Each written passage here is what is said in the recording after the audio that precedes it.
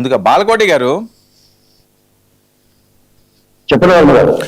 జయహో జగన్, రారాజు జగన్, ఇంకా మీ పని అయిపోయింది. 2 సంవత్సరాల్లో మీ పాలనంతా ప్రజలు విమర్శిస్తున్నారట. తండోపతండాలుగా జగన్మోహన్ రెడ్డి గారు సభలకు వస్తున్నారు. ఎక్కడ చూసినా ఇసుక రాలనంతగా వస్తున్నారు. కాబట్టి మీ మీద వ్యతిరేకత బాగా పెరిగిపోయింది, వాళ్ళ కాన్ఫిడెన్స్ పెరిగిపోయింది అని ఇంకా ఆయన పాదయాత్ర కూడా మొదలు పెట్టేస్తారట ఈ ఊపుతోటి. ఏంటి అంత దారుణంగా ఉందా కూటమి ప్రభుత్వ పాలన? నమస్తే. నమస్తే. మీకు డిబేట్ లో ఉన్న ఇద్దరు మిత్రులకు నమస్కారాలు. జేహో జగన్ కాదు వర్మ గారు, బాబోయ్ జగన్, వామ్మో జగన్, అయ్యో జగన్. జగన్మోహన్ రెడ్డి గారు ఏదైనా పరామర్శ యాత్రకు వస్తే జనం భయపడుతున్నారు. ఎవరికి యాక్సిడెంట్ జరుగుతుందో తెలియదు. ఎవరి మెడ జగన్మోహన్ రెడ్డి గారి కారు కింద పడుతుందో తెలియదు. ఏ ఎస్ఐ మీద దాష్టీకం జరుగుతుందో తెలియదు. ఎవరు చొక్కాలు దించుకొని, ఎవరు గుడ్డలు దించుకొని బైకులతో యాక్సిడెంట్లు చేస్తారో తెలియదు. వాస్తవంగా జరుగుతుంది అదే. కాకపోతే అదొక రాజకీయ పార్టీ కాబట్టి జేహో జగన్ అంటే అనొచ్చు. కానీ నిజానికి జరుగుతుంది ఏంటంటే ఒక కాన్ఫిడెన్స్ కాదు, జగన్మోహన్ రెడ్డి గారికి ఒక ప్రెస్టేజ్, ఒక కన్ఫ్యూజన్లో ఉన్నారు. ఆయన ప్రెస్టేషన్లో అంటే రేపు 29 ఎన్నికల్లో నేను గెలుస్తానా, గెలవనా, ఉంటానా, ఉండనా, అసలు రాజకీయాల్లో ఎలా నిలబడగలను అని చాలా ప్రెస్టేజ్గా ఉన్నాడు. ఒక పక్క చూస్తేనేమో నాయకులందరూ తప్పులు చేస్తున్నారు, మరో పక్క చూస్తేనేమో నాయకులందరూ వెళ్ళిపోతున్నారు పార్టీని విడిచిపెట్టి. జగన్మోహన్ రెడ్డి గారు కూడా ఆంధ్రప్రదేశ్ని వదిలేశాడు. ఆయన ఉండేది కర్ణాటక, యలహంక ప్యాలెస్. ఏదో అత్తారింటికి వచ్చినట్టుగా నెలకో 2 నెలలకో వచ్చి పార్టీ శ్రేణులకు పార్టీ నాయకుడిగా పిలుపునిచ్చి వెళ్ళిపోతున్నాడు. మీరు చూడటం లేదా 2 సంవత్సరాలుగా? మీకు ఒక మాట చెప్తాను వర్మ గారు, ఏ నాయకుడైనా ప్రజాస్వామ్యంలో బాధితుడిని పరామర్శిస్తారు, బాధించిన పరామర్శిస్తారు. మీకు చీదిల అప్పలరాజు కొడుకు కారణంగా ఒక గొర్రెల కాపరి దానయ్య కుటుంబం రోడ్డును పడితే ఆ కుటుంబాన్ని పరామర్శించిన పాపాన బోలా. వాళ్ళు కూడా బీసీలే. కానీ చీదిల అప్పలరాజు గారిని పరామర్శించడానికి పోయాడు. అదేమనంటే ఆయన డాక్టరో యాక్టరో, ఇతను 18 సంవత్సరాల పిల్లగాడు, చిన్న కుర్రోడు. 18 సంవత్సరాల కుర్రోడు అంటే ప్రాణాలు తీయమని అర్థమా? ఇప్పుడు డాక్టర్ గారు కూడా ఏం చేయాలి? అప్పలరాజు గారు మొట్టమొదటి ఆ కుటుంబం దగ్గరికి వెళ్ళిపోయి పరామర్శించాలి. తన కొడుకును కాపాడుకునేందుకు ఆయన ఏదో కుట్ర ప్రయత్నాలు చేస్తే పోలీసులు కేసు పెట్టారు. రెండోది విరూపాక్షి, ఓ దళిత కుటుంబం మీద దాడి చేశాడు. నిజానికి ఒక ఎమ్మెల్యే స్థాయిలో ఉన్న వ్యక్తి ఏదైనా సమస్య ఉంటే పోలీసులకు చెప్తాడు. నువ్వు బొలవమంటూ 10 మందిని వేసుకెళ్ళిపోయి ఒక దళిత కుటుంబం మీద దాడి చేస్తే నా బీసీలకు చంద్రబాబు నాయుడు గారి వ్యతిరేకం అంటే దళితులు చంపమని ఉందా, దాడి చేయమని ఉందా? నేరానికి కులం ఏంటి? ఇవన్నీ కూడా ప్రజలు ఆలోచించరా? మీకు మాట చెప్తా, మీరు పదే అడిగే ప్రశ్న ఏంటంటే జగన్మోహన్ రెడ్డి గారు వస్తే జనం వస్తున్నారు అనండి. జగన్మోహన్ రెడ్డి గారు వస్తే జనం రావడం ఏంది? ఆశనటువంటి బ్రహ్మానందం గారు వచ్చినా కూడా కుప్పలు తెప్పలుగా జనం వస్తారు. నిన్న సత్తెనపల్లిలో వస్తే ట్రాఫిక్ జామ్ అయింది. అల్లు అర్జున్ గారు వచ్చినా జనం వస్తారు, మహేష్ బాబు గారు వచ్చినా జనం వస్తారు. ప్రతి నాయకుడికి అభిమానాలు ఉంటారు. కాకపోతే ఇప్పుడు వస్తున్న జనం తరలి వచ్చిన జనం కాదు, తరలిస్తే వచ్చిన జనం, పిలిస్తే వచ్చే జనం కాదు, కేకలేసి అరిస్తే వచ్చిన జనం. ప్రతి నాయకుడికి ఇండెంట్ ఇచ్చారు. మీరు 1000 మందిని తీసుకురావాలి, మండలానికి 1000 మందిని తీసుకురావాలి, ఒక ఇండెంట్ ఇచ్చారు. ఏం చేస్తారు చెప్పండి? వైసీపీ నాయకులు ఖాళీగా ఉండి వాళ్ళ నాయకుడికి నేరాజనాలు పలకటానికి మంచో చెడో ఓటర్లని దగ్గర చేసుకుని తరలిస్తారు. ఎవరికి జనం రాదు? పవన్ కళ్యాణ్ గారు అడుగు పెడితే భూమి బద్దలైపోయింది. మనం చూసాం కదా. పవన్ కళ్యాణ్ గారు ఏదైనా పర్యటనకు వస్తే జనం ఎలా వస్తారు? చంద్రబాబు నాయుడు గారికి ఎలా వస్తారు? లోకేష్ గారికి ఎలా వస్తారు? రాంది ఎక్కడన్నా ఆఖరికి పాలకోట వెళ్ళినా కూడా 2000-3000 మంది వస్తారు కదా. అందుకని జనం వస్తున్నారని కాదు, నాయకుడి విధానాలు ఏంటనేది అర్థం చేసుకోవాలి. వర్మ గారు, సో అంటే మీ కూటమికి అయితే స్వచ్ఛందంగా వస్తారు, జగన్మోహన్ రెడ్డి గారికి అయితే తరలిస్తున్నారనా?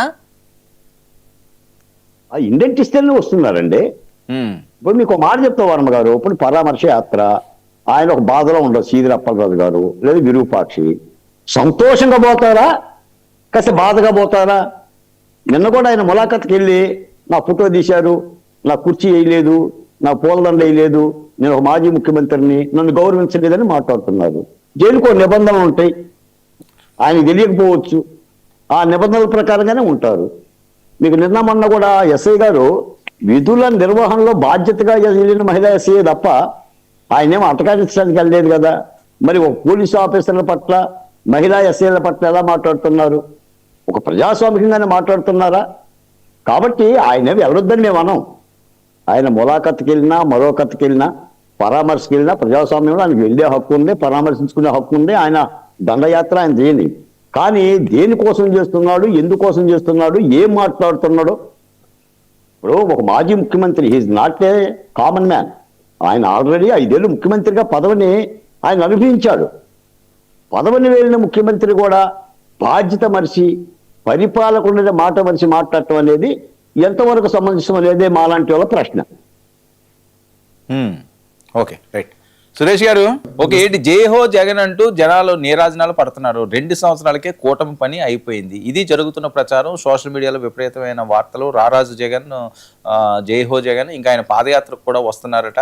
ఎవర్రా జగన్ ఆపే దమ్మున్న వాళ్ళు ఎవరు ఆపుతారు? నిన్నంతా ఇబ్బందులు పెట్టారట, ఆయన చాలా అవమానించారట ఒక మాజీ సీఎం గారిని. నిజమా సార్? ముందుగా మీకు అలాగే ప్యానెల్లో ఉన్న సభ్యులకి 99 వీక్షలకి ముందస్తు స్వతంత్ర దిన శుభాకాంక్షలు చెప్తున్నాను సార్. అయితే ఇప్పుడు మీరు ఏదైతే అడిగారో అది తప్పలేదు సార్. ఎవరి నాయకుని వాళ్ళు జైహో అనొచ్చు, రాజు అనొచ్చు, బాహుబలి అనొచ్చు, రాజా అనొచ్చు, ఏదైనా అనొచ్చు, అది ఇబ్బంది అయితే ఏం లేదు. కాకపోతే ఇక్కడ ఏంటంటే అక్కడ వస్తున్నటువంటి జనాలు జగన్మోహన్ రెడ్డి కోసం వచ్చారా, తీసుకురాబడ్డారా, లేదా తరలించారా, తోలుకొచ్చారా అంటే వాళ్ళని మీకు మొన్న కూడా డిబేట్లో చెప్పాను సార్. ఒక పరామర్శకు వెళ్ళేటప్పుడు జనాలు అయితే తరలించాల్సిన అవసరం లేదు. మాజీ ముఖ్యమంత్రిగా కొంతమంది వస్తారు, రాకుండా పోరు. ఒక నాయకుడు, మా నాయకులు ఎవరైనా మా ఉత్తరాంధ్ర విశాఖపట్నం వచ్చారంటే ఈ 2 చుట్టుపక్కల ఉన్న ఈ 3 జిల్లాల నుంచి కూడా ప్రధాన నాయకులు లేదా కార్యకర్తలు వస్తారు. అందులోకి ఏంటంటే మాకు పవన్ కళ్యాణ్ గారు కాబట్టి అభిమానులు, కుర్రవాళ్ళు కూడా చాలా ఎక్కువ మంది వస్తారు.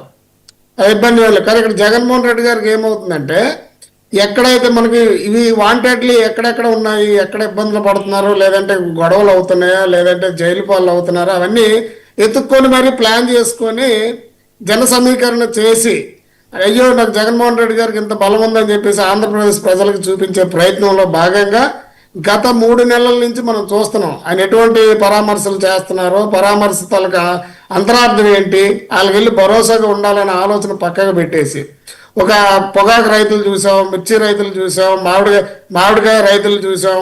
ఇట్లా ప్రతి చోట, లేదంటే జైలుకి వెళ్ళేటువంటి వాళ్ళ యొక్క లీడర్లు కలవడానికి వెళ్ళేటప్పుడు చూస్తున్నాము. మొన్న శ్రీధర అప్పలరాజుని చూసాం, ఆయన కనీసం కలవకుండానే వెనక్కి రావడం జరిగింది. అంటే ఇదంతా దేనికి చేస్తున్నారంటే పొలిటికల్లో ఇది ఒక భాగంగా ఉండొచ్చు కొంతవరకు. కానీ జగన్మోహన్ రెడ్డి గారు చాలా ఎక్కువగా చేస్తున్నారు దీన్ని. ఇది ఆయనకి ఏదో మేలు కంటే కూడా కీడు ఎక్కువ చేసే పరిస్థితే కనిపిస్తుంది. ఎందుకంటే ఆ యొక్క సభల్లో వాళ్ళు జగన్మోహన్ రెడ్డి గారు మాట్లాడే మాటలు కానీ, లేదంటే వాళ్ళ లీడర్స్ కార్యకర్తల చేతుల్లో పెట్టేటువంటి ఆ ఫ్లెక్సీలు కానీ, ఆ యొక్క నినాదాలు కానీ ఏ ఒక్కటి కూడా సభ్య సమాజం తీసుకునే విధంగా లేవు అవి. ఎందుకంటే అవన్నీ వ్యతిరేక దిశలోనే ఉన్నాయి. వాళ్ళ యొక్క భాష కానీ ఎవరు కూడా పబ్లిక్ తీసుకోవడం లేదు. అది గమనించట్లేదు. జగన్మోహన్ రెడ్డి గారికి 2024లో నిజంగా చెప్తున్నాను సార్, సంక్షేమాలు కానీ లేదంటే డెవలప్మెంట్ కానీ గవర్నమెంట్ వచ్చినా కూడా చేస్తారు. అయితే ఈయన పేద ప్రజలకి సంక్షేమం ఏదైతే ఉన్నాయో అవి ఇచ్చేస్తే నాకు ఓట్లు వేస్తారు, మిగతా ఏం చేసినా పర్వాలేదనే ఉద్దేశంతో దోపిడీలు యథేచ్ఛగా చేసుకుంటూ వాళ్ళకు అన్యాయాలు పక్కన పెట్టుకుంటూ డబ్బును ఎలా గోదాములో పెట్టాలని ఆలోచన చేస్తూ సామాన్య ప్రజలకు ఇవ్వాల్సినవన్నీ పెన్షన్ కానీ లేదంటే రకరకాలు ఏమున్నాయో అన్ని సంక్షేమాలు ఇచ్చారు. అయితే ఇంత దారుణంగా 11 సీట్లకి పడిపోయే పరిస్థితి రావడానికి ప్రధాన కారణం జగన్మోహన్ రెడ్డి గారి తాలూకు ఆలోచన విధానం, ఆయన యొక్క వ్యవహార శైలి ప్రధానంగా. ఎందుకంటే నాయకుడు ఎలా ఉంటారో వాళ్ళ ఫాలోవర్స్, వాళ్ళ ఎమ్మెల్యేలు కానీ లేదంటే వాళ్ళ కార్యకర్తలు కూడా అలాగే ఉంటారు. ఎందుకు? ఆయన యొక్క మనస్తత్వాన్ని బట్టి వీళ్ళు నడుచుకుంటారు. మనం ఇక్కడ క్రూరంగా ప్రవర్తిస్తేనే జగన్మోహన్ రెడ్డి గారి దృష్టిలో పడవచ్చు, ఎదటి వ్యక్తులు బూతులు తిడితేనే జగన్మోహన్ రెడ్డి దృష్టిలో పడవచ్చు. అప్పుడే ఆయన మనకు పదవులు ఇస్తారు, మంత్రి పదవులు ఇస్తారు, మనల్ని గుర్తిస్తారు, లేదా శభాష్ అంటావు, లేదంటే నా మనసు దోసుకున్నావని చెప్పేసి కొన్ని మాటలు మాట్లాడిన సందర్భాలు ఉన్నాయి ముఖ్యమంత్రి గారు. స్వయాన అసెంబ్లీల్లో కానీ పెద్ద ఒక 15 ఏళ్ళు ఒక ముఖ్యమంత్రిగా చేసి ప్రతిపక్షంలో ఉండి 75 అంటే 70 వయసు దాటినట్టు ఒక వ్యక్తిని మాట్లాడతారు, వాళ్ళ భార్యలు మాట్లాడతారు. అంటే ఇలాంటి వ్యవహార శైలి వాళ్ళకి ప్రజలు ఒకసారి బుద్ధి చెప్పారు. అయినా కానీ వర్మ గారి ఇళ్ళలో మార్పు రావటం లేదు. నేనైతే మాత్రం చెప్తున్నాను, కొడాల నానినో లేదా పేరు నానినో లేదంటే జోగి రమేష్ను లేదా సీదర్ అప్పలరాజును లేదా ఈ రకంగా మాట్లాడినటువంటి కొంతమంది వ్యక్తులు అనే కంటే కూడా ముందు జగన్మోహన్ రెడ్డి గారు మారాలి. ఈ సమాజం ప్రజలు ఏం కోరుకుంటున్నారు, డెవలప్మెంట్ కోరుకుంటున్నారు, అలాగే సంక్షేమ, పేద ప్రజలు ఎప్పుడు కూడా సంక్షేమం వైపు చూస్తారు. ఈ రెండూ కూడా చేస్తూనే ఒక మంచి భాష, మంచి సంస్కృతి రాబోయే తరాలకు ఇవ్వాలి, భవిష్యత్తు తరాలకు ఇవ్వాలని చెప్పేసి చూస్తున్నారు. మీరు మాట్లాడే మాట నచ్చకనే మొన్న అంత దారుణంగా వాడగొట్టడం జరిగింది. అయితే ఇప్పుడు ప్రధానంగా సార్ ఎలక్షన్లు ఆల్రెడీ జగన్మోహన్ రెడ్డి గారి దృష్టిలో ఎలక్షన్లు ఆల్రెడీ వచ్చేసాయి. ఎందుకంటే ఆ ఆత్రమ హడావుడి చూస్తుంటే ఇంతకుముందు సభలు పెట్టారు, వైనాట్ 175 అని చెప్పేసి ఆ సభల పేరు ఏదో మర్చిపోయాను, పెద్ద పెద్ద సభలు నిర్వహించారు. ఆ సభలకు సార్ నిజంగా చెప్తాను, ఆ జనాలు చూస్తే మొత్తం అందరూ కూడా నీరు గారిపోయారు. ఇక అయిపోయింది, వైనాట్ 175 100% రైట్ అన్నారు. కానీ తర్వాత తెలిసింది ఏంటంటే అక్కడికి వచ్చిన జనాలు బలవంతంగా తీసుకురాబడ్డారు. అలాగే అక్కడికి వచ్చిన జనాలు కొంతమంది అయితే గ్రీన్ మ్యాట్లు వేసి టీవీల్లో చూపించడం కోసం అని చెప్పేసి ఏదైతే కంప్యూటర్ గ్రాఫిక్స్ చేసి జనాలు అధికంగా పెట్టి చూపించి నానా యాగి చేశారు. ఏమైంది ఫైనల్ రిజల్ట్ ఏమైంది సార్? ఎప్పుడు కూడా లీడర్స్ కానీ వాళ్ళు ప్రజల దగ్గర ఉండి వాళ్ళ సమస్యలు తెలుసుకొని నీకు చేతనైతే నువ్వు వాళ్ళ సమస్య పరిష్కరించు. నీ వల్ల ఇప్పుడు కాకపోతే ఓకే మేము వచ్చిన తర్వాత చేస్తామమ్మా, ఇప్పుడు మేము ఏమీ చేయలేమని పరిస్థితిలో ఉన్నాం కాబట్టి నువ్వు చెప్పుకుంటూ పబ్లిక్లోకి వెళ్ళు. చాలా విషయాలు ఉన్నాయి సార్, ఈ ఆంధ్రప్రదేశ్ పబ్లిక్ బాధపడుతున్న విషయాలు చాలా ఉన్నాయి. అదేంటి ఈ ప్రభుత్వం చేయట్లేదంటే నేను అది అనట్లేదు, అన్నీ ఒకేసారి చేయలేరు, ఒకటి ముందు వెనక అవుతూ ఉంటుంది. అలాంటి సమస్యలు తీసుకొని వచ్చి వీళ్ళు మాట్లాడితే రేపు పొద్దున్న 2029లో ముఖ్యమంత్రి అవ్వచ్చు, ఆయన మళ్ళా జయహో జగన్ ఇప్పుడు నుండి అప్పుడు అంటారు మళ్ళీ జనాలు. కానీ నువ్వు దానికి విరుద్ధంగా ప్రవర్తిస్తున్నప్పుడు మీ సోషల్ మీడియాలోనో మీ టీవీలోనో మీ పేపర్లలోనో నీకు నచ్చినట్లు నువ్వు డబ్బా కొట్టుకొని ఏదో చేస్తుంటే ఇదైతే ప్రజలైతే జనాలందరూ కూడా తెలివి మీరు ఉన్నారు సార్. Right okay. పుణ్యశీల గారు సార్ నమస్తే సార్. నమస్తే అండి. ఏంటి జగన్మోహన్ రెడ్డి గారికి అక్కడ జైలు జయహోలు రారాజులు అని వాళ్ళు కీర్తిస్తుంటే వీళ్ళు వెర్షన్ వేరే రకంగా చెప్తున్నారు. అది అందరినీ తీసుకొచ్చుకున్నారు, ఇంతనిచ్చి ఏదో తీసుకొచ్చారు అందుకని అలా చెప్తున్నారు, ఆయన విధానం ఏం మారట్లేదు అన్నది వీళ్ళ కామెంట్స్. సార్ ముందుగా మీకు, ప్రేక్షకులకి, ప్యానెల్లో ఉన్నటువంటి గౌరవ సభ్యులందరికీ కూడా నా హృదయపూర్వక నమస్కారం సార్. నమస్తే సార్. ఎవరి అభిప్రాయాలు వాళ్ళు చెప్తా ఉంటారు సార్, అదే రూఢి అని అనుకోవాల్సినటువంటి పరిస్థితి. ప్రజలు రూఢి అనుకోవాలా లేదా మా పార్టీకి సంబంధించి మా నాయకుడు అనుకోవాలా? కందకలేని దొరద కత్తిపీటకెందుకని మరి నిన్న ఆయన వెళ్ళి రావడం ఏమో కానీ నిన్నటి నుంచి పచ్చ ఛానల్స్ కానీ మరి కూటమికి సంబంధించినటువంటి పెద్దలు కానీ అసలు ఏమి గుండెలు బాధేసుకుంటున్నారో అర్థం కావట్లేదు సార్. ఇందాక బాలకోటయ్య గారు ఏదో చెప్తా ఉన్నారు, జయహో జగన్ కాదు ఏంటిది ఇంకేదో వెరైటీగా చెప్పారు ఆయన. అదే బాబోయ్ జగన్, ఇంకో జగన్ అని చెప్పారు ఆయన. జయహో జగన్ అని ప్రజల్లోకి వెళ్తా ఉంటే జయహో జగనే కాదండి, విజయీభవ జగన్ అంటున్నారు, శుభమస్తు జగన్ అంటున్నారు, రావాలి జగన్ అంటున్నారు, మీరు ఎప్పుడు పోతారా అని కూడా అంటా ఉన్నారు. అది గుర్తుపెట్టుకోండి ఫస్ట్ ఆఫ్ ఆల్. కాబట్టి ఫ్రస్ట్రేషను మీరు, మీ కూటమి నేతలు ఫ్రస్ట్రేషన్ పడతా ఉన్నారు. ఎందుకంటే జగన్మోహన్ రెడ్డికి గట్టిగా 2 సంవత్సరాలు గడవలేదు, మన కూటమి పరిస్థితి ఎంత దేనాదిదేనంగా అయిపోయిందా అని చెప్పి అతను ఏ సమస్య గురించి రోడ్డు మీదకి వచ్చినా కూడా ప్రజలు నీరాజనం పడుతున్నారని మరి ఉలికులికి పడతా ఉన్నారు. ఆ ఉలికులికి పడేటటువంటి పరిస్థితుల్లో పాపం ఏం మాట్లాడుతున్నారో కూటమి నేతలకు కూడా అర్థం కావట్లేదు. ఇంకొకటి సార్, పాపం కర్ణాటకలో ఉండొస్తున్నారని చెప్పారు బాలకోటయ్య గారు. పాపం మరి ఈయన అపోజిషన్ లీడర్గా ఉంటూ 4 రోజుల పాటు వారానికి ప్రజలకి 4 రోజుల పాటు మరి విజయవాడలోనే అందుబాటులో ఉంటూ మరి వీకెండ్లో మాత్రమే, అది ఆయన ప్రతిపక్షంలో ఉన్నాడు కాబట్టి వీళ్ళు 11 అంటున్నారు కదా, ఆ 11 మందికి ఎమ్మెల్సీలకి ఈ రాష్ట్ర ప్రజలకి మరి నాయకుడిగా ఉన్నటువంటి వ్యక్తి ప్రస్తుతానికి అధికారం లేదు కాబట్టి ఆయన వెళ్ళొస్తా ఉన్నాడు. అదేం పెద్ద ఫరక్ పడదు. ఆయన సొంత డబ్బులతో వెళ్తున్నాడు, ఆయన సొంత డబ్బులతో వస్తా ఉన్నాడు. మన నేతలు ఉన్నారు కదా, సీఎం గారు, డిప్యూటీ సీఎం గారు, అలాగే స్పెషల్ శాఖ మంత్రి వర్యులు లోకేష్ గారు ఉన్నారు కదా, ప్రజల సొమ్ముతో వారానికి 2 రోజులు 3 రోజుల పాటు వీకెండ్లకు వెళ్ళొస్తా ఉన్నారు. దాని గురించి మీరు ప్రజలకు సమాధానం చెప్పుకోవాలా. మా నాయకుడు ఆయన సొంత డబ్బుతో వెళ్ళొస్తా ఉన్నాడు, మీకు సమాధానం చెప్పాల్సినటువంటి అవసరత లేదు. ఆయనకి కుటుంబం ఉంది కాబట్టి 4 రోజులు వారంలో ప్రజలకు అందుబాటులో ఉంటున్నాడు. మనం మరి 19 to 24లో 2 సంవత్సరాలు 2.5 సంవత్సరాలు కరోనా ఉంటే అసలు ఎవరం ఎక్కడ ఉన్నామో కూడా తెలియదు. హైదరాబాద్లో అసలు గూడు విడిచి బయటికి రాలా మన నేతలు. మనం అందరి గురించి మాట్లాడేస్తాం, మనం అందరి గురించి చెప్పేస్తాం మనం. ఇంకా ఇంకోటి చెప్పారు, సిదిరి అప్పలరాజు గారు అంటే బాధితుణ్ణి అదేంటి పరామర్శించరు కానీ బాధకి గురి చేసిన వాడిని వెళ్ళి పరామర్శిస్తున్నారట. ఎన్ని విచిత్రాలు చెప్తారండి వీళ్ళు అసలు నిజంగా. మరి ఒకనాడు బోండా ఉమా గారు మరి 14 to 19 మధ్యలో వాళ్ళ అబ్బాయిలు చేసినటువంటి పనికి వాళ్ళ అబ్బాయి మీద పెట్టబడిన సెక్షన్ ఏంటండి 304A. మరి ఈ రోజున ఏం పెడుతున్నారండి, సిదిరి అప్పలరాజు గారు వాళ్ళ అబ్బాయి మీద అటెంప్టివ్ మర్డర్ కేసు. ఆ వయసుకి రోడ్డు మీద ఆ యాక్సిడెంట్ జరగవలసింది కాదు, ఆ కుటుంబానికి ఇబ్బంది కలగవలసింది కాదు, అలా జరగాలని ఎవరు కోరుకోరు కూడా. Unexpectedly it's happened. కానీ మీరు యాక్సిడెంట్ కేసుని యాక్సిడెంట్గా కాకుండా అటెంప్టివ్ మర్డర్ కేసుగా పెట్టి మీ కూటమి యొక్క పైశాచికత్వం ఏంటో చూపించుకున్నారు. మీరు మాట్లాడుతూ ఉన్నారా? మీరు మాట్లాడితే మేము అనిపించుకోవాలా? ఇంకేం చెప్పారు విరూపాక్ష గారు. అసలు విరూపాక్ష గారి విషయంలో అసలు మీ టీడీపీ వాళ్ళు సిగ్గుపడాలా?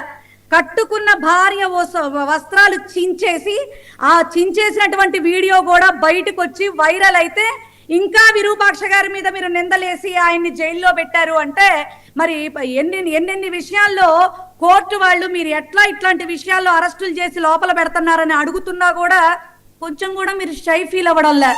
అది ఆంధ్ర రాష్ట్ర ప్రజలు చూస్తా ఉన్నారు. మీరు అనగానే ఇక్కడ ఎవరు కూడా భయపడే పరిస్థితి కానీ వెనకడుగేసే పరిస్థితి కానీ ఖచ్చితంగా ఉండదండి. ఇంకోటి చెప్పారు మీరు ఏంటి, ఈ రకంగా అసలు రాష్ట్రం అసలు ఆయన బయటకు వచ్చేస్తే ఎవరెవరికి ఏం కష్టం కలుగుతా ఉంది, ఏమేం చేస్తా ఉంది, ఒక్కొక్కళ్ళకి ఏ రకంగా. ప్రియాంక విషయంలో మీరు ఏం చేశారు? ఒక మెడికో ప్రియాంక విషయంలో అసలు సీసీ కెమెరాలు కూడా అంత ఇదిగా ప్రూఫ్లు చూపిస్తే 3వ మనిషికి తెలియకుండా అతన్ని తీసుకెళ్లి అరెస్ట్ చేశారు. మరి ఇందాక చెప్పారు కదా మొన్న జరిగిన దేవరపల్లి విషయంలో అక్కడ జరిగినటువంటి మహిళా ఎస్ఐ గారి మీద మరి ఆ తర్వాత అక్కడ ఉన్నటువంటి ఇన్ఛార్జ్ గారు వివరంగా చెప్పినప్పటికీ కూడా ఆయన్ని తీసుకెళ్లి మరి అరెస్టులు చేయటం, మరి ఇది చేయటం, ఆయన రోడ్డు మీద అదేదో పెద్ద క్రిమినల్ లాగా ఆయన్ని రోడ్ల మీద నడిపించుకుంటూ తీసుకుని పోయారు. మీరు మాట్లాడుతూ ఉన్నారు చట్టాల గురించి. ఎవరికి ఏ రకంగా వైఎస్ఆర్సీపీని ఏ రకంగా చూస్తా ఉన్నారో చట్టాలని చుట్టాలుగా చేసుకుని మీ కూటమి నేతలకి చూడట్లేదా? పునిశీల గారు సో 2 సంవత్సరాల కాదు మీరే మాట్లాడేది. సో 2 సంవత్సరాల్లో చాలా దారుణంగా ఉంది కూటమి పాలన, అదేనా మీరు చెప్పబోయేది? 100%. సో మీ వైపు చూస్తున్నారు. సో మరి మీరు సోమవారం నుంచి అసెంబ్లీ సెషన్స్ ఉన్నాయి, ఈ గలను అక్కడే వింపితే ఆంధ్రప్రదేశ్ ప్రజలందరూ కూడా చూస్తారు కదా, ఇలాగ పరామర్శల దగ్గర వేరే దగ్గర మాట్లాడే ఆ అవకాశాన్ని ఎందుకు మీరు వినియోగించుకోవట్లేదు? సార్, మా పార్టీ నేతకి ఆయనకంటూ ఒక ఆలోచన ఉంది, ఆయనకంటూ ఒక విధానం ఉంది. నేనైతే ఒక మాట చెప్తా ఉన్నాను సార్, ఢిల్లీలో ఒకానొకప్పుడు కేవలం అపోజిషన్ గా ముగ్గురు గెలిచారు, ముగ్గురు గెలవటం జరిగింది. కానీ మెజారిటీ ఉన్నటువంటి గవర్నమెంట్ ఆ ముగ్గురికి ప్రతిపక్ష హోదా ఇచ్చి మరి ప్రతిపక్ష వాయిస్ అనేది ఉండాలి అని చెప్పి గౌరవంగా మరి కూర్చోబెట్టింది. ప్రతిపక్ష హోదా అని ఎందుకు మాట్లాడతారు సార్? మామూలుగా ఒక వ్యక్తి వస్తే ఏ ఎమ్మెల్యేకైనా ఇచ్చేది ఒక 5 to 10 minutes లోపే ఒక టైం లిమిట్ ఉంటుంది సార్. అదే అపోజిషన్ లీడర్ హోదా గనక వస్తే మరి చాలా టైం అనేది ఉంటుంది, టైం టేకింగ్ ఉంటుంది. ఆయన అబ్జెక్ట్ చేయడానికి కానీ తర్వాత ఇంకా వివరించడానికి కానీ ఉంటుంది. ఆయన రమ్మనండి, మేమేమి అవమానించాం, వాళ్ళు టైం ఇస్తాం అంటున్నారు. కాదు వినండి, ఒక రోజు వెళ్ళి నిజంగా టైం ఇవ్వకపోయి 5 నిమిషాల్లోనే నువ్వు కూర్చోనో మైక్ కట్ చేస్తే అది మీకే ప్లస్ అవుతుంది కదా, అది ఎందుకు వినియోగించుకోరు మీరు? నాయకుల వారు చెప్తేనో అది అవ్వదండి వర్మ గారు.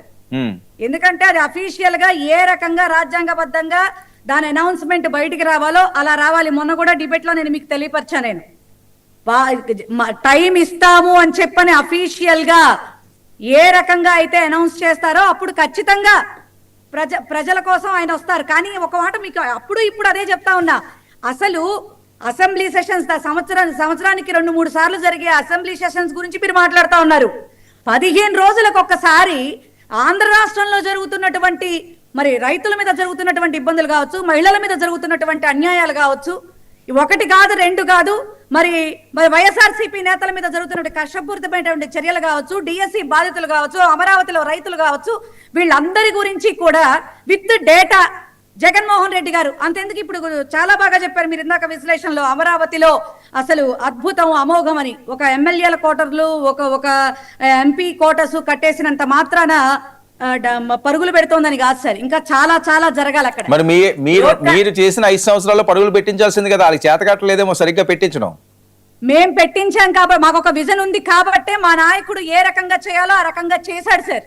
ఏం చేశారండి? ఏం చేశారు ఖచ్చితంగా చెప్పండి. నాకైతే గుర్తులేదు, నేనైతే చూడలేదు 5 సంవత్సరాల్లో. అమరావతి అనేది మా ఎజెండా కాదుగా సార్. మేమైతే ఉన్నటువంటి వైజాగ్ లో చేశారా సార్? వైజాగ్ లో చేశారా పోనీ? వైజాగ్ లో ఆల్రెడీ డెవలప్ అవుతున్నటువంటి ఏరియాలో ఎన్ని ఇండస్ట్రీస్ మరి జగన్మోహన్ రెడ్డి గారి టైంలో వచ్చినాయి సార్? ఏం ఇండస్ట్రీస్ ఆల్రెడీ అండి? డెవలప్డ్ గా ఉన్నటువంటివి ఏంటి చెప్పండి ఒకసారి. ఇప్పుడు డెక్కన్ బిల్డింగ్ ఉంది సార్, అది ఎవరు కట్టారు? ఎవరు కట్టారు? జగన్మోహన్ రెడ్డి గారు కట్టారా? చంద్రబాబు నాయుడు గారు వచ్చి కట్టారా? చెప్పండి. బిల్డింగ్లు చెప్పాలంటే చాలా చెప్తారు కదండి. నేను చెప్తుంది అలా కాదు, వాళ్ళు కొన్ని చెప్తారు. ఇదిగో అమరావతిలో మేము అసెంబ్లీ కట్టేమంటారు, అదే అసెంబ్లీలో మీరు అసెంబ్లీ సెషన్స్ చేసేమంటారు. టెంపరీలు కాదు, మేము ఏ రోజు కూడా టెంపరీలు అని చెప్పలేదు. లేకపోతే ఈ రోజు ఇక్కడ రేపు అక్కడ అని మేము మాట్లాడలా. నిన్నగాక మొన్న కూడా మరి చంద్రబాబు నాయుడు గారు ఏమంటున్నారు, అమరావతి అంటే కూడా అమరావతి అండ్ మంగళగిరి విజయవాడ గుంటూరే అని చెప్తా ఉన్నారు. ఆయన చెప్పలేదా?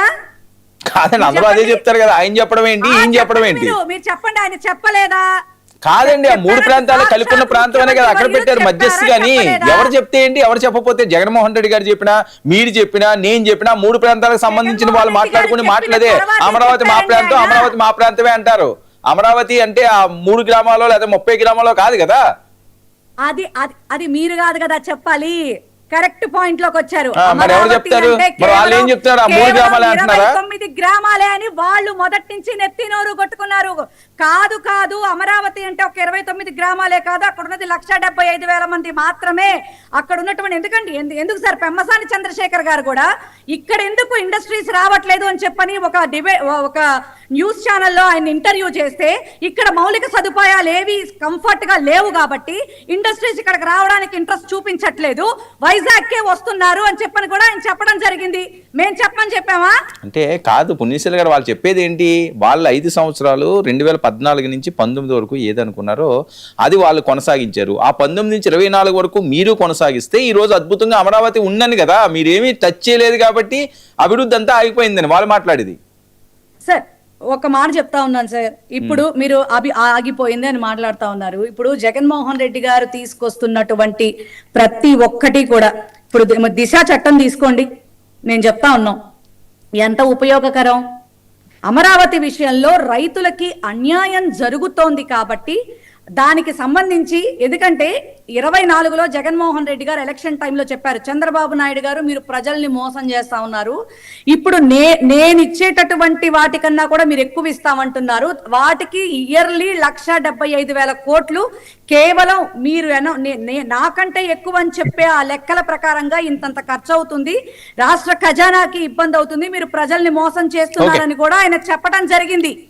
ఈ రోజున చంద్రబాబు నాయుడు గారు అదే మాట చెప్తా ఉన్నారు, మేము ఎన్నో చెయ్యాలనుకున్నాం, వచ్చి చూసిన తర్వాత ఖజానా ఖాళీగా ఉంది, మరి మేమేం చెయ్యలేకపోతున్నాం. కాదండి పుణ్యశీల గారు, ఓకే, స్ట్రైట్ గా ఒక మాట చెప్పండి. సరే, ఇది ఎంతసేపు చర్చించుకున్నా సరే ఇది నెవర్ ఎండ్ డిబేట్.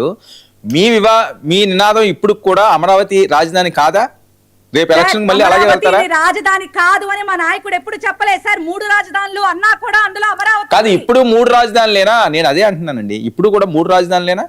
మేం ప్లాన్ బి గా మేము ఏం చెప్పాం సార్, మావిగల్లో 110 కిలోమీటర్ల దూరంలో ప్లాన్ బిగా మేము చెప్తాను, రాష్ట్రం అంతా అభివృద్ధి చెందాలన్న ఉద్దేశంతో నేను ఆనాడు డెవలప్ చేయడానికి నేను ప్రయత్నం చేస్తే మరి ఎలక్షన్స్ వచ్చే టైంకి ఒక్కొక్కళ్ళు ఒక్కొక్క రకంగా ఈ రకంగా ప్రజల్లోకి విషం చింపారు. ఇది ప్లాన్ బిగా నేను చెప్తా ఉన్నాను. మావిగన్ అనేది డే 1 నుంచి గ్రోత్ ఇంజన్ గా ముందుకు వెళ్ళేటటువంటి పరిస్థితి. మరి మచిలీపట్నం చూసుకుంటే పోర్ట్ ఫెసిలిటీ ఉంటుంది, ఈ 110 కిలోమీటర్లు రోడ్ ఫెసిలిటీ ఉంటుంది. అలాగే మరి విజయవాడ గుంటూరు తీసుకుంటే గనక గుంటూరుకు వచ్చేటప్పటికి అగ్రికల్చర్ పుణ్యశాల గారు మళ్ళీ మీరు అదే చెప్తున్నారు. ఇప్పుడు జగన్మోహన్ రెడ్డి గారు కాదండి, 2000 వినండి ఒక్క విషయం వినండి, ఆవేశపడకండి. 2019 నుంచి 24 వరకు ఎక్కడికి వెళ్ళిపోయింది ఈ మావిగన్ను? అది కదా వాళ్ళు ప్రశ్నించేది. సార్ 40 ఏళ్ల ఇండస్ట్రీకి మరి మా స్పెషల్ స్టేటస్ తీసుకొస్తాము అని చెప్పి వచ్చిన తర్వాత 2.5 లక్షల ప్యాకేజీ తీసుకోవటం, ఆ రకమైనటువంటి వ్యవహార శైలి ఉన్నారు. మరి 11లో పార్టీ పెట్టి అప్పటి నుంచి కూడా కష్టపడి మరి ఒక యువకుడు ఇంతవరకు వచ్చి 151 సీట్లు గెలిచి ఒక 5 సంవత్సరాలు కేవలం ఆయన పాలన చేసింది 5 సంవత్సరాలే సార్. అప్పుడెందుకు ఆలోచన రాలేదు, ఇప్పుడెందుకు ఆలోచన రాలేదు అంటే ఎవరేం మాట్లాడారు? అనుభవం అన్ని నేర్పిస్తుంది. సరే ఓకే, వాళ్ళు కూడా తీసుకున్నారు మాట్లాడదిగలండి. మనందరం డిబేట్ లో ఉన్నది ఇది. మస్తాన్ రావు గారు చెప్పండి. జనసేన నాయకుడికి ఇస్తాను మస్తాన్ రావు గారు మాట్లాడి మీరే మాట్లాడదు. ఆయన చాలా సేపు వెయిట్ చేస్తున్నారు కదా. మస్తాన్ రావు గారు సార్, గుడ్ ఈవినింగ్. ఏంటి సార్, ఆయన జై హో జగన్ అంటే వీళ్ళు బాబోయ్ జగన్ అంటారు. మొదలైందా? బూడిద పార్టీకి అంతకుమించే వస్తుందిలేండి.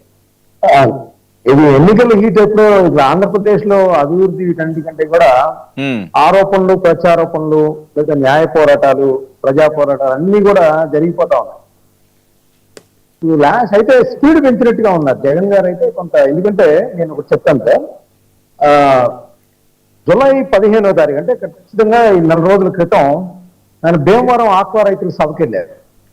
ఆ తర్వాత జూలై 30వ తారీఖు సీదిరి అప్పలరాజు గారు పరామర్శించడానికి శ్రీకాకుళం వెళ్ళారు.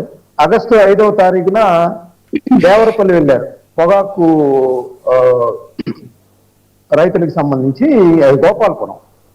తర్వాత నిన్న వచ్చేసి కర్నూలు వెళ్ళారు.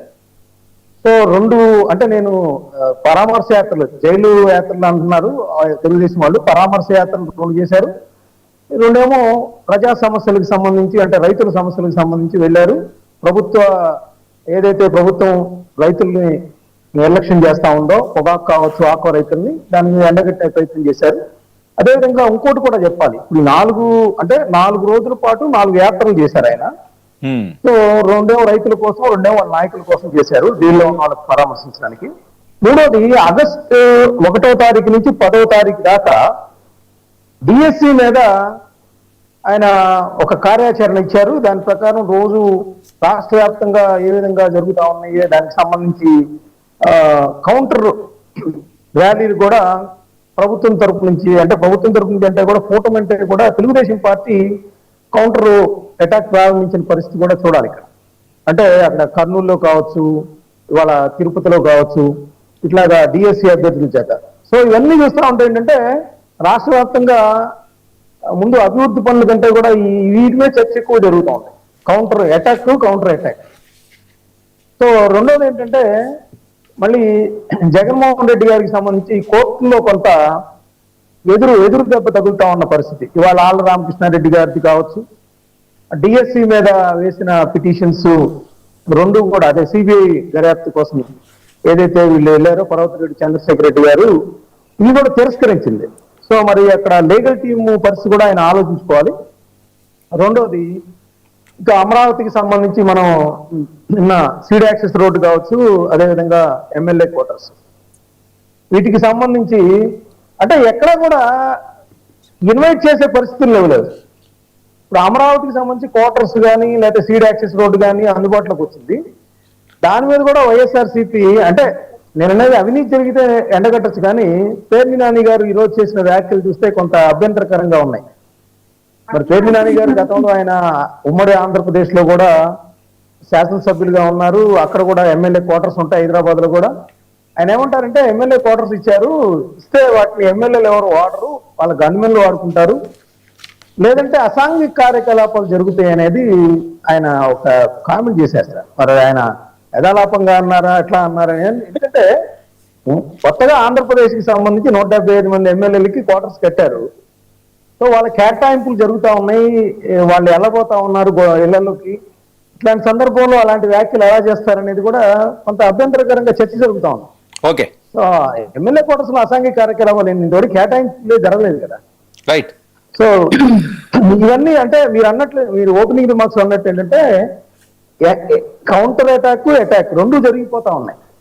అంటే జగన్మోహన్ రెడ్డి గారు కొంత ఆలోచన సార్ ఏదో అడుగుతున్నారు. ఓకే, చెప్పండి. ఇప్పుడు జగన్మోహన్ రెడ్డి గారు ఆలోచించాల్సింది ఏంటంటే ప్రజా సమస్యల మీద ఆయన ఎంతైతే వేగంగా అడుగులు వేస్తా ఉన్నారో, సరే వాళ్ళు డిఎస్సిలో వాళ్ళు న్యాయస్థానంలో నిరూపించలేకపోయినా ప్రజా పోరాటం ద్వారా ధర్మేంద్ర ప్రధాన్ రాజీనామా నేపథ్యంలో లోకేష్ గారు రాజీనామా కోరుతా ఉన్నారు. కానీ ఎక్కడా కూడా ఇక్కడ డిఎస్సి అభ్యర్థుల నుంచి కొంత ప్రతిఘటన ఎదురవుతున్న పరిస్థితి కూడా ఇక్కడ చూడాలి.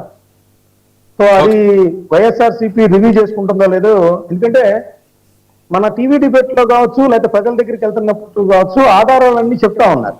ఓకే, కానీ వేరే కోర్టు దగ్గరికి వెళ్ళేటప్పుడు చేతులు ఎత్తేస్తున్నారు. మరి వీళ్ళ తరఫున ఎవరు డిఎస్సి అభ్యర్థులు రావట్లేదు.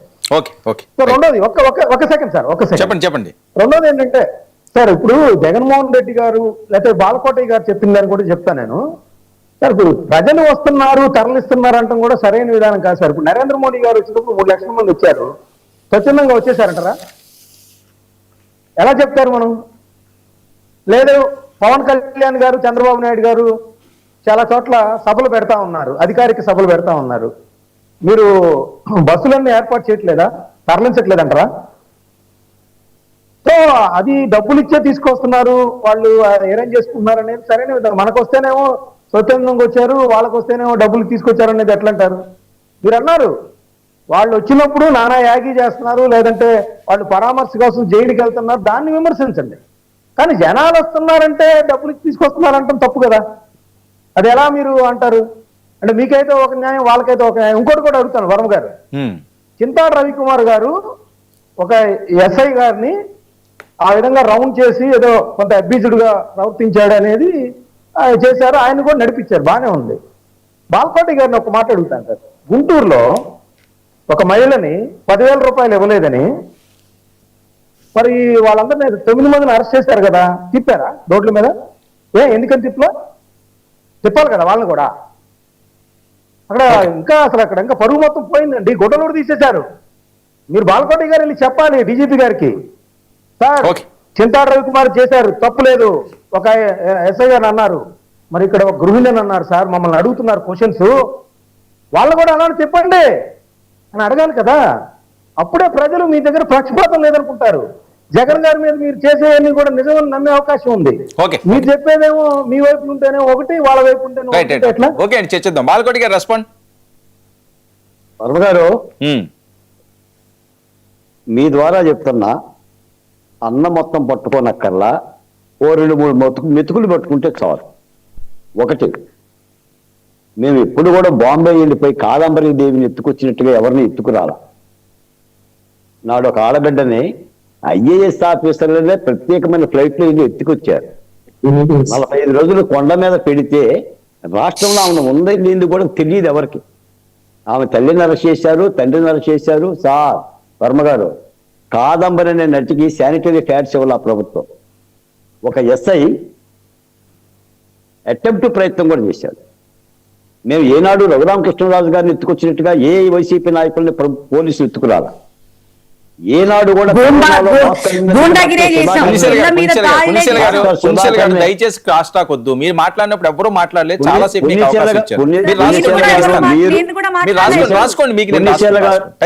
గారు మీరు మాట్లాడితే అంతగా రెట్టించి మాట్లాడగలను నేను. మేమే నోరు లేని వాళ్ళమేం కాదు, మాట్లాడటం తెలియని వాళ్ళమేం కాదు. వద్దులేండి, అనవసరం. మీరు ఎండమావుల శీర్షిక చెప్తే, కార్తీక దీపం శీర్షిక చెప్తే విన్నాం మేము. మీరు రాసుకోండి. అసలు వర్మ గారి ప్రశ్నకు సమాధానం చెప్పండి. వర్మ గారి ప్రశ్నకు సమాధానం చెప్పండి. Why are you not going to assembly? కాదండి భాష నేర్చుకోండి, వర్మ గారు. పెద్దవాళ్ళు మీరు. సరే, ఒక్క నిమిషం. వర్మ గారు మీరంటే ఇక్కడ ఎవరు చెప్తున్నాను పట్టించరా? నేను చెప్తున్నాను మీరు అంతరంగా చెప్పండి. విశాఖపట్నంలో సముద్రం తెచ్చింది జగన్మోహన్ రెడ్డి గారే. బందర్లో మీ నాయకుడు సముద్రం అన్నాడు, తెచ్చింది మా నాయకుడు జగన్మోహన్ రెడ్డి కాదండి. గారు. ఓకేనండి, Are you ఒక్క నిమిషం అండి, happy? cross talk వద్దండి, ఇస్తాను Are you నేను. happy? పుణ్యశీల గారు ఈ 2 సముద్రాలు తెచ్చింది జగన్మోహన్ రెడ్డి గారే కదా. విషకొండ కట్టినట్టుగా ఏం చేశారు 5 ఏళ్ల పరిపాలన అమరావతిలో అని చెప్పారు. వర్మ గారు అడిగిన ప్రశ్నకు మీ దగ్గర సమాధానం లేదు. మాతో మీరేం మాట్లాడతారు చెప్పండి. పాలిటికల్ రోడ్డున పడుతుంటే హత్య 40 ఏళ్ళ ఇండస్ట్రీలో మీ నాయకుడు ఏం కట్టాడో ఒక చెప్పండి. మాజీ ముఖ్యమంత్రి అయ్యుండి ఇప్పుడు చెప్తున్నాం అమరావతి అన్స్టాపబుల్, అమరావతి అన్స్టాపబుల్. ఇంత మిత్రులు చెప్పారు. పేర్ని నాని ఏం చెప్పాడు? ఎమ్మెల్యే క్వార్టర్లో అసాంఘిక కార్యక్రమాలు జరుగుతాయంట. మరి ఆయన అధివేశం చెయ్యం అసాంఘిక కార్యక్రమాల్లో. రిషికొండ భవనాన్ని అంతకంటే ఎక్కువ జగన్మోహన్ రెడ్డి గారు కూడా ఒక్క నిమిషం, ఇస్తారుగా వర్మ గారు పులివెందుల ఎమ్మెల్యేగా జగన్మోహన్ రెడ్డి గారు కూడా క్వార్టర్ ఇస్తారు, ఎమ్మెల్యే భవనం ఇస్తారు. మరి అందులో కూడా అసాంఘిక కార్యక్రమాలు జరుగుతాయా? పేరు నాని గారు చెప్పాలి.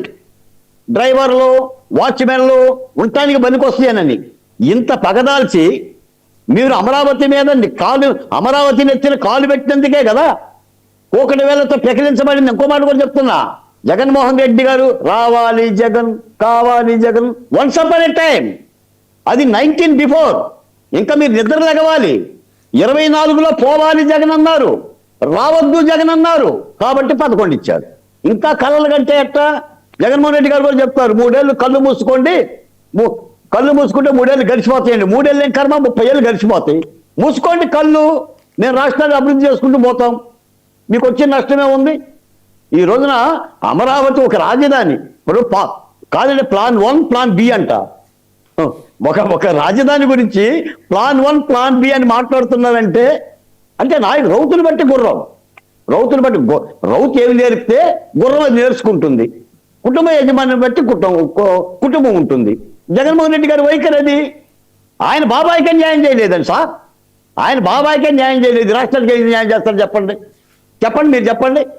మన చెల్లి గారికో తల్లి గారికో సునీతారెడ్డి గారికో న్యాయం చేస్తే నేను అడుగుతున్నానండి మీ ద్వారా వైసీపీ నాయకురాలే, వేర్ ఈజ్ విజయసాయి రెడ్డి గారు? మీ కుడి భుజం ఎందుకు పోయాడు? ఆలోచించండి, ఆలోచించండి సార్. నేను మీ పార్టీలో వెళ్ళిపోయిన వాళ్ళ లిస్టు చెప్తే బాగోదు కానీ మీరు సబ్జెక్ట్ మాట్లాడండి. 2024 నేను కుడి భుజం గురించి మాట్లాడుతున్నానండి.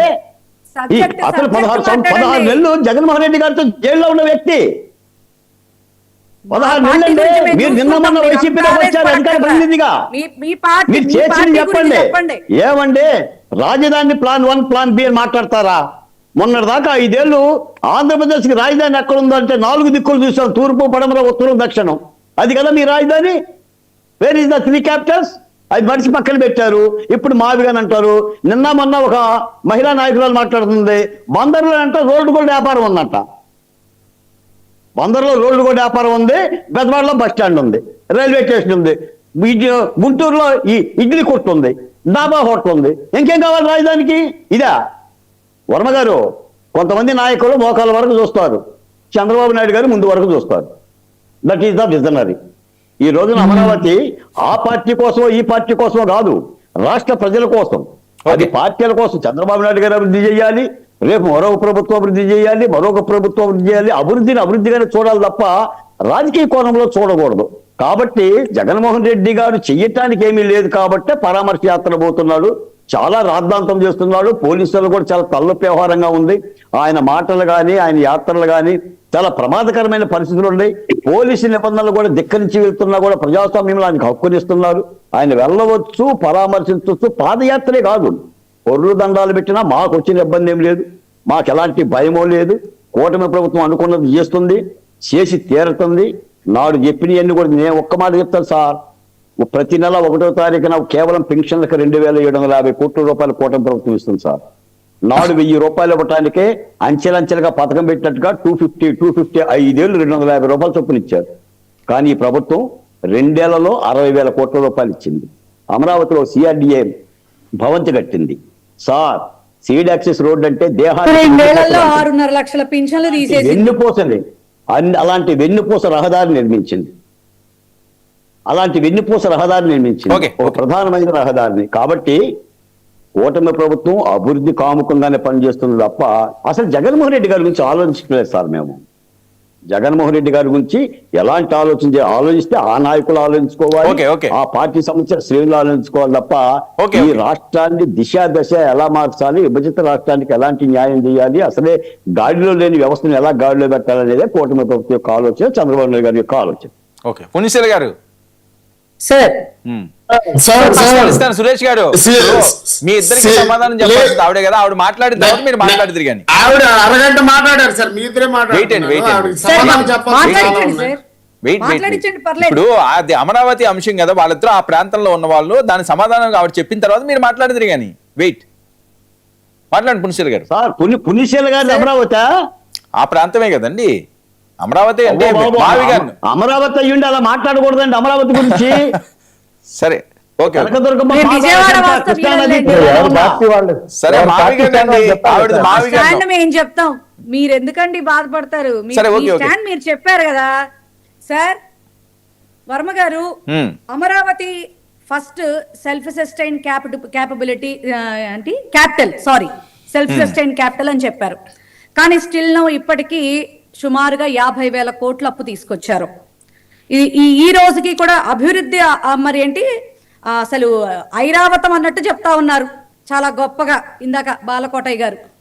మరి 2 సంవత్సరాల జగన్మోహన్ రెడ్డి గారు 5 ఏళ్లలో 3,39,000 కోట్లు అప్పు చేస్తే, మరి వీళ్ళు వచ్చిన 2 ఏళ్లలోనే ఒక సంవత్సరంలో 8 రోజులు తప్ప రోజుకి 492 కోట్ల రూపాయలు చొప్పున మరి 2 ఏళ్లకు గాను 3,63,000 కోట్ల రూపాయలు అప్పు చేశారు సార్.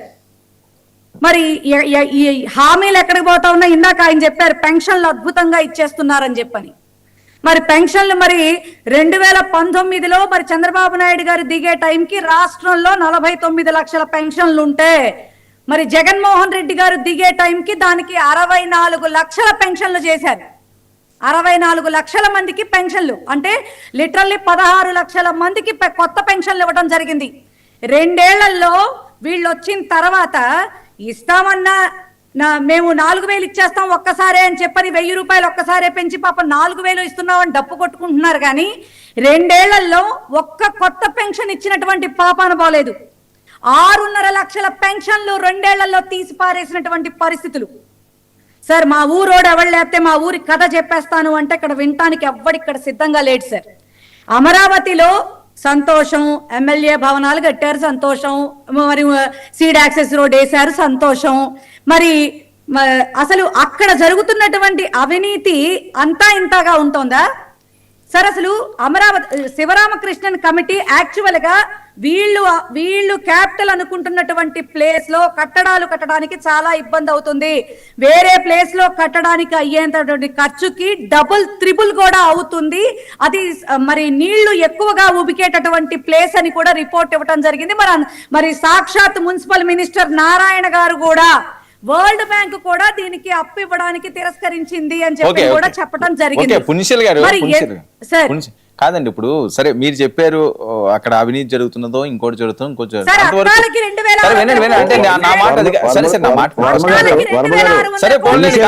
అవినీతి జరుగుతున్నది అన్నది అది నిరూపించండి. అవినీతి జరుగుతున్నది అంటే అవినీతి ప్రతి దగ్గర కూడా అవినీతులు ఉంటుంటాయి కాబట్టి ఇక్కడ సరే వినండి ఒకసారి నా మాట్లాడుతున్నాను చెప్పుకుంటా. మీరు ఒకటే బాలకృష్ణ గారు కాదండి, ఇప్పుడు ఎమ్మెల్యేలకి కట్టిన క్వార్టర్స్ లో అసాంఘిక కార్యక్రమాలు జరుగుతాయి అన్నది కరెక్ట్? అది సార్ ఈ మాటకి తెగ బాధపడిపోతున్నారు. అబ్బా అద్భుతం సార్, యాంకర్ గా మీరు కూడా చాలా బాధపడతా ఉన్నారు. కాదండి, మా వీధిలో మా ఇంటి పక్కన అసాంఘిక చర్యలు జరుగుతున్నది మన ఇంట్లో జరుగుతున్నది అంటే మనం యాక్సెప్ట్ చేస్తామా? ఇప్పుడు రాజధాని మనం గెలిపించుకున్న ఎమ్మెల్యేలు కదా వాళ్ళు క్వార్టర్స్ నేను సమాధానం చెప్తాను సార్, ఒక్క నిమిషం. బాధపడిపోతున్నారు అంటే అది కరెక్టా అని ఏదన్నా విమర్శించవచ్చు కానీ ఇలాంటివి కాదు కదా. ఒక కుటుంబాలు ఉన్నాయి దగ్గర. ఇందులో 11 మంది ఎమ్మెల్యేలు కూడా ఉన్నారా? 11 మంది ఎమ్మెల్యేలు కూడా ఉన్నారా ఇందులో అసాంఘిక కార్యక్రమాల్లో? మీరు ఇస్తామన్నా తీసుకునే పరిస్థితుల్లో వాళ్ళు లేరులేండి.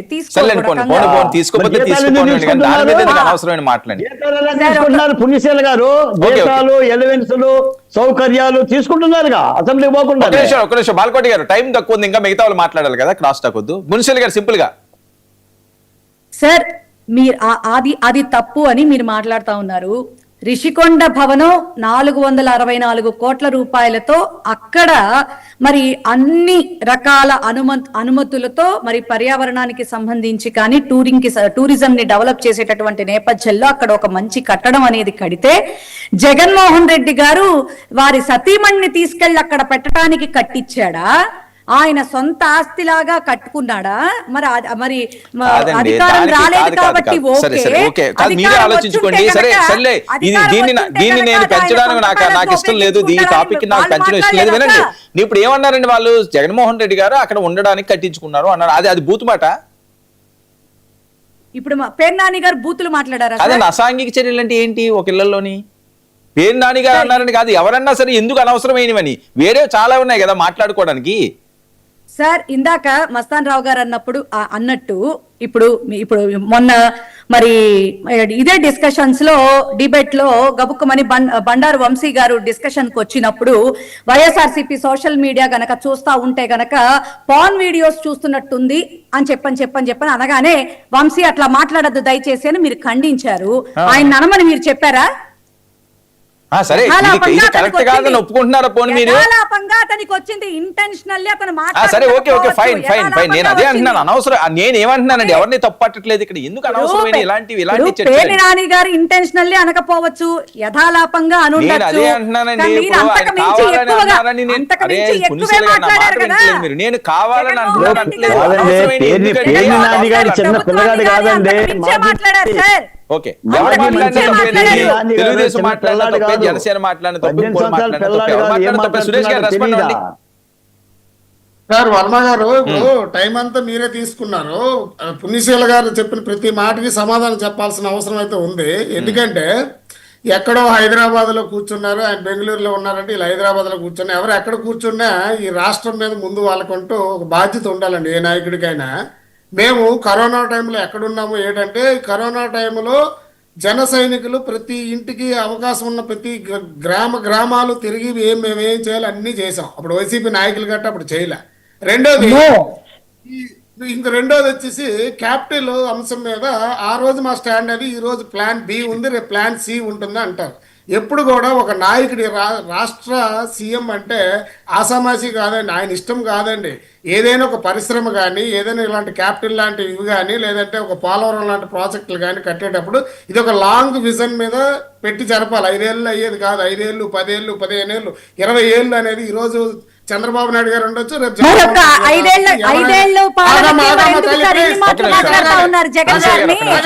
టైం తక్కువ ఉంది కదా, మీకే ఇచ్చాను కదా, మళ్ళీ ఆయన మాట్లాడినప్పుడు టైం తక్కువ ఉంది. ఒక విజనరీ మీద వెళ్ళి ఒక ప్లానింగ్, ఈ రోజు ఏ గవర్నమెంట్ అయినా ఉండేదండి, రేపు ఇంకో గవర్నమెంట్ వస్తుంది, దాన్ని కంటిన్యూషన్ చేయాల్సిన బాధ్యత ప్రతి ఒక్కరికి ఉంది. ఇది ఎందుకంటే ఎవరి సొత్తు కాదు, ఇది పబ్లిక్ మనీ కాబట్టి ఇష్టానుసారంగా వచ్చేసి ఎవడొస్తాడు మార్చుకుంటూ వెళ్ళిపోవడానికి గట్ట కాదు. ఇది ఒక సీఎం స్థాయి మనిషి అంటే ఏం ఆలోచించాలండి? ఆ రోజు శివరామకృష్ణ కమిటీ చెప్పిందని అంటున్నారు. శివరామకృష్ణ కమిటీని చెప్పినప్పుడు అసెంబ్లీలో 30,000 ఎకరాలకి ఈయన ఎందుకు ఓకే చెప్పాలి? జగన్మోహన్ రెడ్డి గారు ఓకే చెప్పి అమరావతికి జయని ఎందుకు చెప్పాలి? తర్వాత ఏమో తర్వాత విశాఖపట్నం ఎందుకు అనాలి, తర్వాత నెల్లూరు ఎందుకు అనాలి, ఈ రోజు మావిగాని ఎందుకు అనాలి? సార్ ఇప్పుడు ఈ రోజు ఏమో మచిలీపట్నం ఉందండి. మచిలీపట్నం అనేది ఒక కోస్టల్ కారిడార్, అది అక్కడ పోర్ట్లు ఉన్నాయి, అక్కడ లాజిస్టిక్ హబ్ వస్తుంది. ఆటోమేటిక్గా లారీలు కొన్ని వేల లారీలు అవన్నీ కూడా దుమ్ము ధూళితో చెప్పి ఎగరాసుకుంటూ వెళ్తుంది అక్కడ మచిలీపట్నంలో. అక్కడ మచిలీపట్నం వస్తే కాబట్టి క్యాపిటల్ ఉంటుంది, తీసుకొచ్చి లాజిస్టిక్ హబ్లోనే మన క్యాపిటల్ కడతారంటే ఆటోమేటిక్ క్యాపిటల్లో కలిసిపోతాయి సార్. ఇవన్నీ ఏమాత్రం అవగాహన లేకుండా ఏది పడితే అది మాట్లాడి చంద్రబాబు నాయుడు గారు చేశారు కాబట్టి. సార్ ఒక్క నిమిషం సార్, ఈ రోజు పవన్ కళ్యాణ్ గారు వచ్చి లేదో చెప్తున్నారు అభివృద్ధి గురించి అని చెప్పేసి, ప్రతి పంచాయతీకి వెళ్ళండి, ప్రతి గ్రామానికి వెళ్ళండి, కనీసం హీనపక్షంలో ప్రతి గ్రామంలో 30 నుంచి 50 లక్షల రూపాయలు డ్రైన్స్ కానీ రోడ్స్ కానీ ఈ రోజు వేయడం జరిగింది. వాటర్ స్కీమ్లకు కానీ, అంటే ప్రతి ఊరికి చిన్న విలేజ్. ఆవిడ చెప్పిన మాటలో ఇవన్నీ 70 లక్షల రూపాయలు ప్రతి గ్రామానికి కూడా ఖర్చు పెట్టడం జరిగింది. ఈ రోజు సర్పంచులు కాళ్ళు రగరేసుకొని ఉంటున్నారు. ఈ క్యాండిడేట్ జగన్మోహన్ రెడ్డి గారు ఎక్కడ వెళ్ళలేదు, 5 సంవత్సరాలు విజయవాడలోనే ఉన్నారు. ప్రెస్ మీట్ పెట్టారా, పబ్లిక్ మీటింగ్ పెట్టారా? 5 సంవత్సరాలు ఇంటికి పరిమితం అయిపోయిన సింపుల్ గా. సార్ ఇప్పుడు జగన్ గారు ఇప్పుడు చేయాల్సింది ఏంటంటే, వాళ్ళు ఒక ఎజెండా ఫిక్స్ చేసుకున్నారు కూటమి సర్కార్ అసెంబ్లీ సమావేశాల్లో. ఏంటి ఏపీఎస్సి గ్రూప్ 1 లో జగన్ గారి హయాంలో ఏం జరిగింది ఏంటి, తర్వాత జగన్ గారి జైలు యాత్రలు, అదేవిధంగా రాష్ట్రంలో డిఎస్సి మీద జగన్ గారు కుట్ర చేస్తున్నారని, అమరావతి డెవలప్మెంట్, కరెంటు ఛార్జీలు ఇంతవరకు మేము పెంచలేదని, ఇవన్నీ కూడా పెట్టుకున్నప్పుడు ఆల్రెడీ జగన్ గారు కోర్టుకు కూడా వెళ్ళారు ప్రతిపక్ష హోదా ఇవ్వటం మీద. దాని మీద ఆయన పాత్ర గారు రూలింగ్ కూడా ఇచ్చారు. సో అది సాధ్యం కాని పని అని తెలిసినప్పటికీ కూడా ఇప్పుడు ఇన్ని రకాలైన సమస్యలు, అంటే వైఎస్ఆర్సీపీ ఇటీవల కాలంలో ప్రస్తావిస్తున్న డిఎస్సి కావచ్చు, లేదంటే ఫీజు రీయింబర్స్మెంట్ బకాయిలు కావచ్చు, ఆరోగ్యశ్రీ కావచ్చు, అప్పులు, లాండ్ ఆర్డర్, అదేవిధంగా వైఎస్ఆర్సీపీ నేతల మీద వేధింపులకు గురి చేస్తున్నారు, జైల్లో వేస్తున్నారు, అదేవిధంగా ఉద్యోగుల సమస్యలు, రైతుల సమస్యలు ఇన్ని ఉన్నప్పుడు జగన్ గారు ఈ ప్రెస్ మీట్లకు మాత్రమే పరిమితం కాకుండా ప్రజలందరి అభిప్రాయం కూడా ఆయన వెళ్ళి ఖచ్చితంగా ప్రభుత్వాన్ని నిలదీయాలని అంటా ఉన్నారు. ఇక్కడ ఇంకో విషయం కూడా చెప్తాను సార్, అయ్యన్న పాత్రుడు గారు కూడా చెప్పండి సార్. అంటే రిపీటెడ్ గా ఆయన ఏం చేస్తున్నారంటే వాళ్ళకి జీతాలు ఇవ్వం, లేకపోతే వాళ్ళ మీద అనర్హత వేటు వేసింది, అదేదో చేసేయండి. ప్రతి అసెంబ్లీ సమావేశాల ముందు ఇలా ఎత్తరించడం దానికి ఏదో ఒక నిర్ణయం తీసుకోవచ్చు కదా. మీ అసెంబ్లీ నిబంధనలు ఏం చెప్తా ఉన్నాయో, ఒకవేళ వాళ్ళకి జీతాలు ఇవ్వకూడదు అనుకుంటే ఆపేసేయండి, లేదు అనర్హత వేటు వేయాలంటే వేసేయండి. ప్రతి అసెంబ్లీ సమావేశాల ముందు ఒక చర్చ ఎందుకు? జగన్ గారు కూడా అదే కోరుకుంటున్నారు కదా. ఒకవేళ అసెంబ్లీకి వెళ్ళకపోతే మీ అసెంబ్లీ నిబంధనల ప్రకారం ఏముందో చర్య తీసుకోమని సవాల్ విసురుతున్నారు. సో అదొక చర్చగా పెట్టద్దు. రెండోది ఏంటంటే, ఇప్పుడు వైఎస్ఆర్సీపీ ఎమ్మెల్యేల్లో 11 మందిలో 5 వెనకబడిన వర్గాలు, మధ్యతరగతి వర్గాలు వాళ్ళు ఉన్నారండి. వాళ్ళకు కూడా రేపొద్దున ఆ క్వార్టర్స్ తీసుకోకపోతే పాప వాళ్ళు ఏ విధంగా ఉంటారు? ఆల్రెడీ అసెంబ్లీకి వెళ్తున్నా, కనీసం అసెంబ్లీ ఒకసారి వెళ్ళి చూడాలని వాళ్ళ కుటుంబ సభ్యులు కూడా అనుకుంటా ఉన్నారు. మా మా మా నాన్నగారు వాళ్ళ భర్త వెళ్ళి అసెంబ్లీలో కూర్చొని మాట్లాడాలని కోరుకుంటా ఉన్నారు. కనీసం వాళ్ళకన్నా అవకాశం ఇవ్వాలి కదా. జగన్ గారు అంటే 2-3 సార్లు చూశారు, వెళ్ళారు, అంతా బానే ఉంది. అరకులోయ నుంచి 2 పాడేరు అరకు గెలిచారు, విరూపాక్ష గారు గెలిచారు, అదేవిధంగా ఎర్రగొండపాలెం నుంచి గెలిచారు, బద్వేలు నుంచి గెలిచారు. వీళ్ళందరూ కూడా మళ్ళీ వెళ్లాల్సిన అవసరం కూడా ఉంది కదా. వాళ్ళకన్నా అవకాశం ఇవ్వాలి. లేదంటే ఇన్ని సమస్యలు ఉన్నప్పుడు ప్రభుత్వాన్ని నిలదీయడానికి ఖచ్చితంగా ఆయన్ని అసెంబ్లీకి వెళ్ళాలని ప్రజలందరూ కూడా కోరుకుంటున్నారు. ఆయన తన అభిప్రాయాన్ని పట్టుదల వీడి వెళ్తే బాగుంటుంది అనేది ఎక్కువ మంది ప్రజల అభిప్రాయం. చెప్పండి. ఇప్పుడు మేడం గారు ఇందాక ఎక్కడో 3 ఉంటే కూడా ప్రతిపక్ష హోదా ఇచ్చారని చెప్పేసి ఇప్పుడు చాలా గుండెలు బాదుకుంటున్నారు. ఇదే జగన్మోహన్ రెడ్డి గారు గతంలో ఒక 7-8 మందిని పీకేస్తే చంద్రబాబు నాయుడు గారికి ప్రతిపక్ష హోదా కూడా పోతుంది అని చెప్పిన వ్యక్తి ఆ మాత్రం పుణ్యశీల గారికి అవన్నీ గుర్తు లేక సరే ఓకే, మీరు ఇస్తే ఇవ్వండి, లేకపోతే లేదు. ఆయన ఏదో ఆయన మీరు ఇచ్చినా ఇవ్వకపోయినా మా ఎజెండా మాకు ఉంటుంది సార్. ప్రజల దగ్గరికి మేము ఎలా వెళ్ళాలో తెలుసు.